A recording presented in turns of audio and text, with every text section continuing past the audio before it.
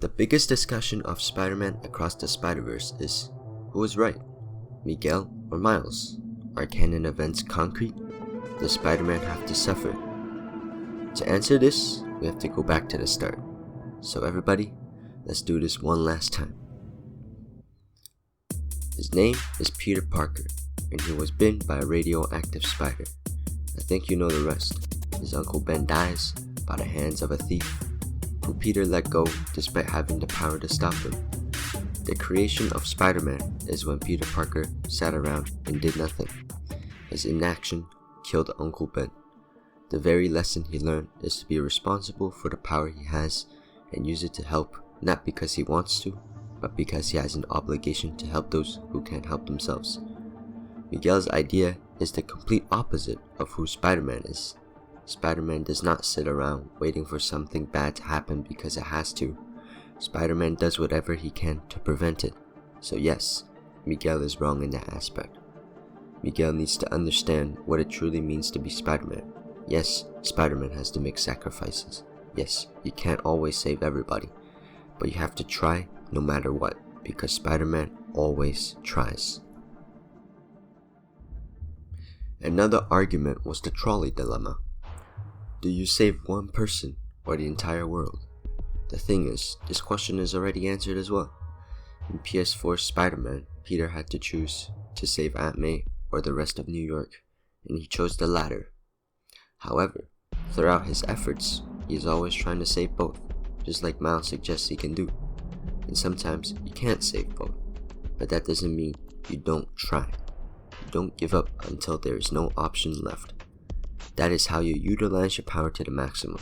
So yeah, Miles is right to save his father. And in a deleted scene, as well as the trailer, Peter B. Parker says, "You can't think about saving the world. You have to think about saving one person."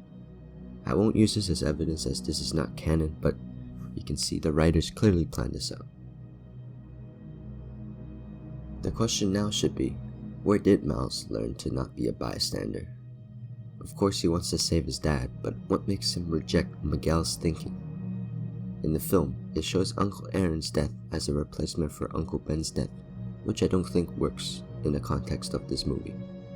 I think where Miles learned this lesson of not sitting around was from Peter Parker. Throughout the first film, he constantly states, "I can't let another Spider-Man die." He watched as the original Peter Parker of his universe died while doing nothing, too scared to act and too weak to do anything. He knew he had to do something, but he couldn't, and for the rest of the film, he wrestles with the idea. So when he finally breaks through that barrier, he will always do whatever he can as Spider-Man, because he can't repeat his past. He can't just do nothing. So this brings us back to the question, are canon events concrete? Is it destiny or is there free will? And the answer is a bit of both. We saw how Gwen changed her canon by making Captain Stacy resign. We also saw how Miles was destined to be Spider-Man. But destiny is nothing if we don't make it what it is. Miles could have gave up being Spider-Man. Hell, many times Peter gave up on being Spider-Man, but it was his character that brought it back. It was Peter who knew he can't do nothing with what he's given. He has an obligation and he has to fulfill it.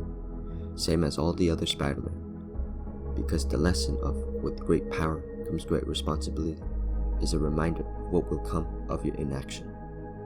The last question, does Spider-Man have to suffer? Well, no, but they most likely will because of their actions. They are willing to suffer just so others won't. They would rather make the hard decision just so everyone else can be safe. This is within every Spider-Man, even Miguel. They will always put others in front of themselves. And at the end of the day, they can always quit. But they won't.